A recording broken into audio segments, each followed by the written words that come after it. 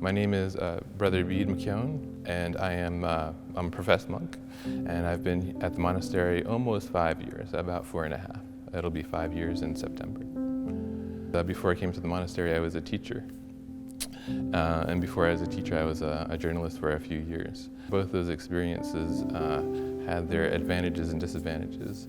But as a teacher, I found that I loved teaching, but I found myself in a very difficult situation, and I wasn't really sure exactly if I wanted to continue anymore. And a priest in my parish, who's also my friend, asked me if I ever thought of considering the priesthood, and I said, well, I did once, but that was a long time ago, and I never really authentically discerned.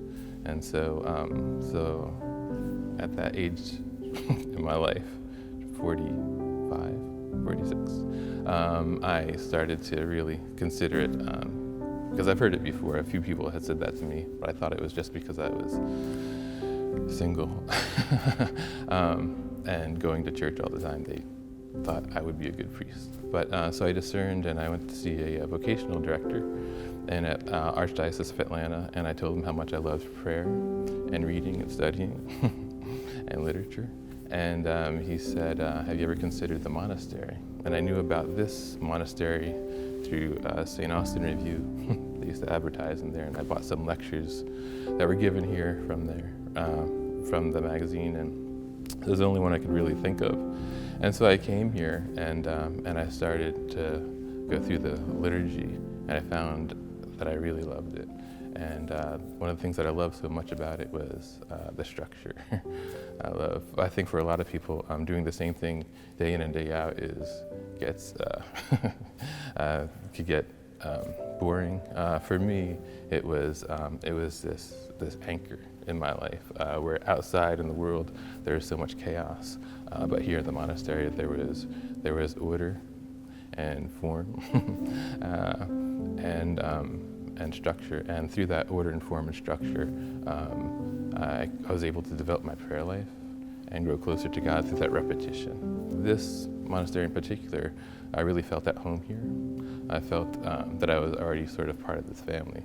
It's strange, sometimes you just enter places and you feel at home, and you feel like this is where you're supposed to be, and I definitely felt that here. I've always felt that teaching and literature was a big part of my vocation. Literature was actually one of the things that God used to bring me back to the church. So my vocation with my master's degree in teaching here is to lead students through Christ through literature, and that's what I intend to do here, and to show them that God is speaking through all this beautiful art of literature and poetry, and that's how He touches us and moves us and brings us towards Him, or it can if we're open to it. And that's what I want to show the students, that there's a greater reality, and we can find it in this literature, and it also takes that silence and that time to spend with it, and that intimacy with the literature, and through that intimacy, I think they could find an intimacy with God as well, if they're open to the grace that it bestows upon them.